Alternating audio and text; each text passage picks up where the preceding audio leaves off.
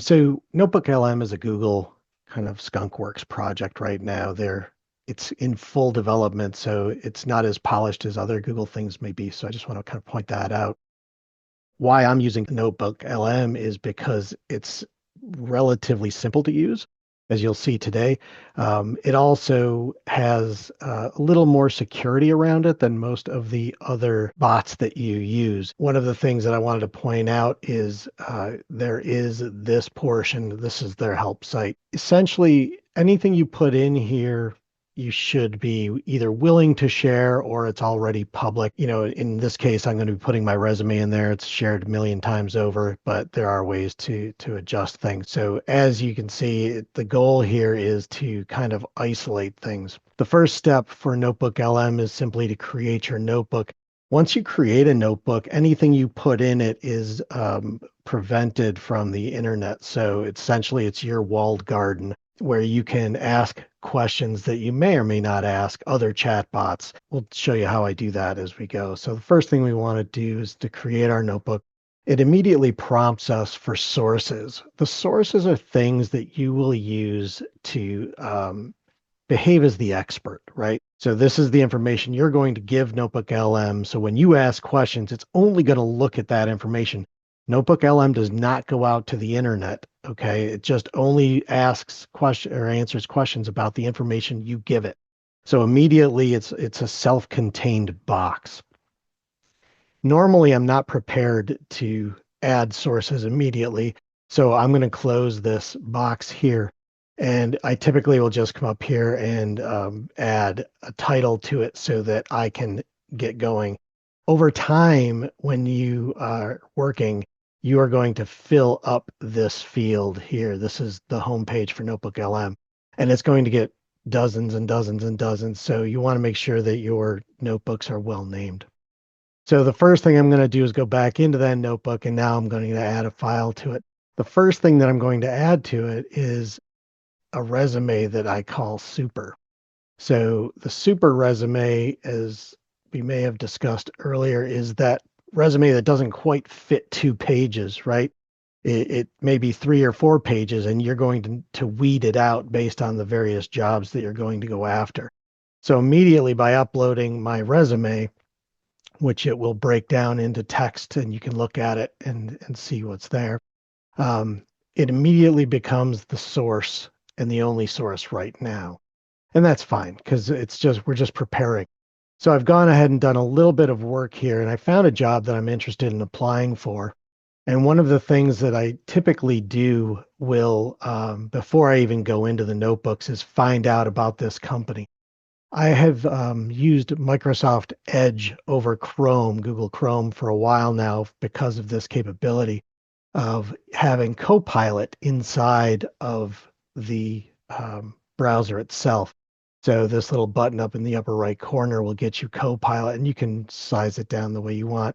I purposely made it wide here because I'm going to show you the prompt that I typically use to research this company. I've never heard of Alma before, but I have the standard prompt that I give to Copilot or Gemini or Perplexity, whichever ones you use. And I just give it the name at the bottom here, and it will provide me with the answers to these questions. And I use this information as part of my research inside of Notebook. So it immediately tells me all that I wanted to know about it based on the questions that I've asked, which is awesome. I love this part. And then when it's done, it also gives me the sources. So I copy this information and I go back to my job search and I like what I see here. So I'm going to apply to this job. And the first thing that I'm going to do is add it as a source. That information that I just learned and copied, I'm going to add it as a source here. And because I copied it, I need to upload it as a copied text. So I just simply paste in the information here, and this is the exact information that came from Copilot. And I just hit insert. One of the downsides of doing pasted text is that it comes in as pasted text, which is kind of useless, but I just immediately click on the hamburger menu and rename the source. And in this case, I'm just going to call it Alma Research. So now I have, if I could spell properly, the exact research that I copied, and you can see it by clicking on it, and it gives you the exact information that you had before. So right now I'm just building sources. So I'm going to go to this job here, and this is a LinkedIn tip that I kind of tripped over, but this little arrow here, if you click on it, it gives you the link to the particular job source. And then I'm going to take that job source and I'm going to use it as a source over here. And in this case, that's a web link, so I'm going to paste it in as a website. Now, when I hit insert, something interesting is going to happen for this particular job. You'll notice that it's red. That means that NotebookLM didn't like it. So when you do that, or when that happens, you say it didn't work. And you know it won't work because when you click on it, it won't give you the information that you just saw. So I remove this source. All is not lost. So when I go to the job here, I'll hit the apply button and I'll use this URL instead. So I'll come back over to the job search and I'll add the source as a website and I'll paste the URL in here. And now it has a job application for Alma. And this is all that information. Again, I'm just building the source material at this point. I'll also rename this and I'll just call it Alma job. You can do this as often as you want. But now I have the research and I have the job. I will also do one more thing. And I do this usually if I'm unfamiliar with the company. I'll go to their website. On their website, you can use this URL and add them if you choose to, but it doesn't always give you the best information on their homepage. I find that if I scroll all the way to the bottom of most of these pages, I'm going to find this about section. And I'm really interested in their mission statement because this is where I typically will learn the most about a company. And I'm going to use that URL. And I'm going to add the source here. And I'm going to paste the URL. And now there's no header on that page, but I do have the information. So again, just because it doesn't show anything doesn't mean it's not there. So I'm going to rename that. In this case, I'm going to call it Alma site. So for every company that I'm going to do a job for, I'll add these three things. I typically do a notebook per week. So I'll collect a bunch of jobs in here and I'll show you a finished notebook by the end here. But now that I have my resume and I have the job here, I can go about asking it particular questions. And I do that in the chat area here. So in this case, I have a series of prompts that I will ask every time for no matter what the job. So in this case, I'm going to try to look at the job description and my resume and start thinking about how can I customize my resume. As I mentioned, it's the monstrosity. It's the super resume with everything in it. And I want to narrow it down for this particular job search. So I'll come in here and I'll type in my first prompt, which is resume 1, which sets the context. This is just good prompt engineering. And it's just, you're telling NotebookLM that they're an experienced tech industry career coach, and I want them to behave as such throughout. In this case, I'm looking at a role for content strategy. And when I hit enter, it's going to say, okay, I know you want me to be this person, and I know you're going for a content strategist role. And it immediately looks at the two things and it gives me the core skills that I should look at. It gives me the technical platforms that this role is looking for, and it gives me the skills that it's highlighting. So immediately I have good information for my resume. The other thing that I want to point out is these sources are checked. If they are unchecked, they will be excluded from the chat. This isn't a big deal now, simply because we only have one job in here. But when you have multiple jobs in here, you want to make sure that you only have the sources for the particular job you're looking for. So in this case, I have 4 sources checked. And you can see that in the chat window down here. So I'm going to continue on and I'm going to give it my second prompt, resume 2. I have an automatic text generator so that when I type resume 2, it knows to give me the next prompt. And this is giving me, again, this is just kind of going through and giving me resume related things. I'm just going to hit send now, and it's going to say, okay, this is what you wanted from me. I'm going to give you that information back. So what it's going to do is it's going to follow the prompt, and it's going to give me the information that I want as a career coach. So the summary is tailored, and this is the way I want it. So at the top of my resume, I now have a customized paragraph that I'll lead with. So I can go on. I have many more of these prompts that I'll do to tailor the resume. Once I'm ready with the resume, I can turn over to the cover letter. So this is my must-haves, needs to have, and nice to haves. And it's going to look at my resume and the job description particularly, and it's going to come back with these things that I should focus on in my cover letter.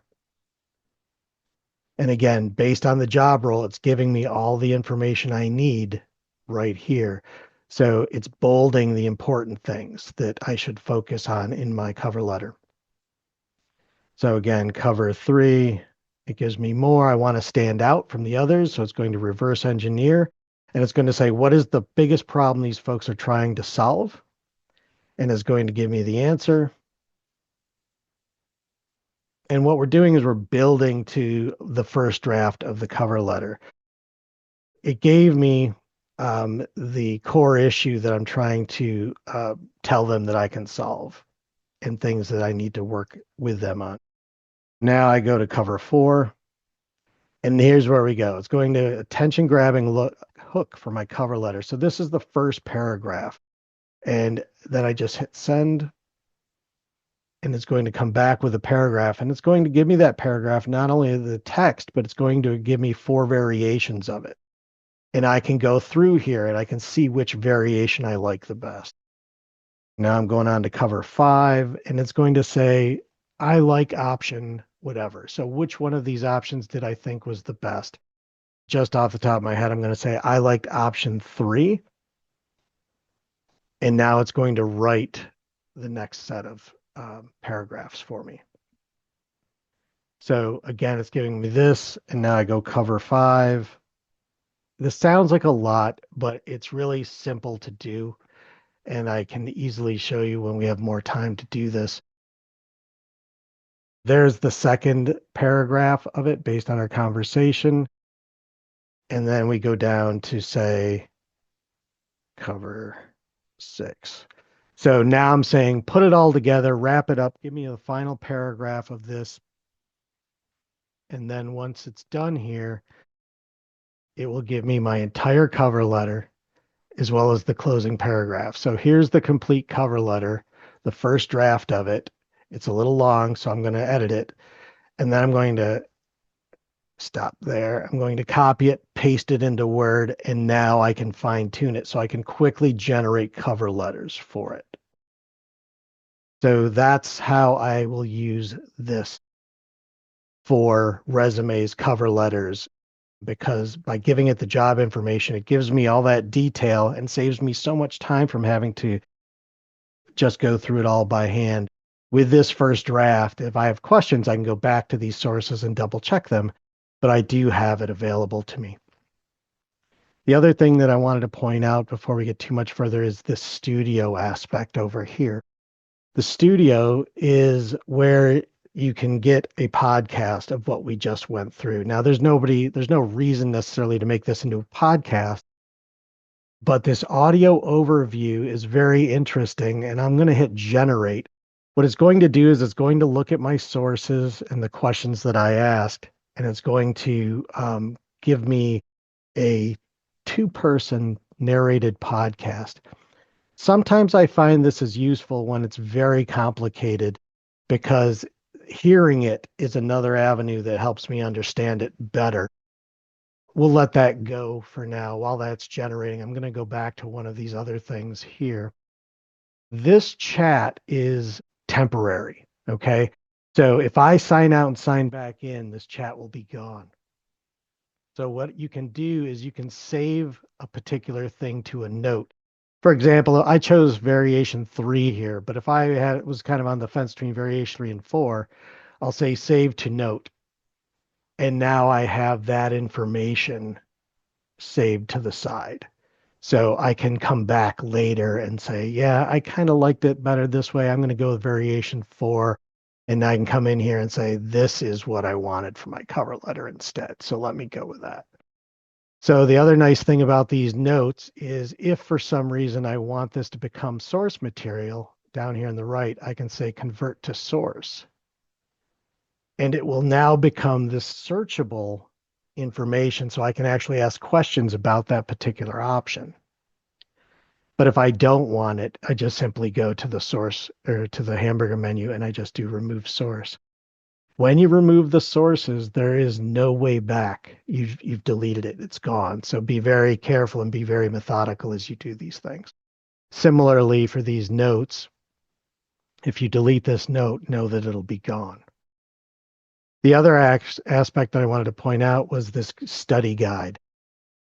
This is also intended for students. It's intended for instructional designers. Teachers can use this, but you can actually upload PDFs here and create study guides out of them so you can ask test questions and things like that. This was very nice for interview questions. You can actually do a study guide on the job description and it will ask you questions about it. And then it'll give you the answers down below, but it'll ask you a list of questions. So I find that is good interview prep as well. Similarly with FAQs, this briefing doc will summarize all this information in a very consumable way. And a timeline is also good, particularly if you're talking about your career. You can actually do that on your resume and it'll give you dates and things like that. So that might be something you're interested in as well. I figured this might take a little while. Typically, these audio setups are about 15 minutes long. So what I did was I have another option over here. And inside of this interviewing aspect, there's a site which you can get the interview questions for your job role. And I find this site very useful. For example, for a content analyst, these are 20 questions. So I've uploaded these as links. You know, we talked about you go to the website and you add it as a website here and add it in. And so these are all the jobs that I'm potentially interested in. So I can just do this one time. And what I did was I created this particular audio overview. I've already generated it, so it shouldn't take too long to load this. And I'm just going to play you a few seconds of it. Welcome to your deep dive on content. Content, huh? Yeah, it looked like you've been gathering intel on, well, two key sides of it, really creating it and curating it. We've got a whole bunch of interview prep guides. So what they are doing is they're just looking at all this information on the left here. What we can then do is go into interactive mode, which you can see is still in beta, and actually ask questions as if we were a caller into the podcast. Let's do that. And I'm going to ask them to ask me questions about content design interview that's coming up. Welcome to your deep dive on content. Content, huh? Yeah, it looks like you've been gathering intel on, well, two key sides of it, really creating it and curating it. We've got a whole bunch of interview prep. Oh, our listeners got something to share. Let's hear it. Can you ask me questions about a content design interview? Oh, absolutely. That's a great idea. Yeah, we can totally switch gears and do a little interview practice. I think that's a fantastic way to make this a bit more practical. Okay, so let's see. Where should we start? Well, I think a great question that comes up a lot is about balancing user needs and business goals. Okay, so listener, how do you balance user needs with business goals in your content design strategy? This is a common question in content design interviews because So I could be answering this. The interesting thing here is you only have a short time to answer it, so you'll need to have your answers sharp, which is good practice. The other thing that I wanted to look at here was networking.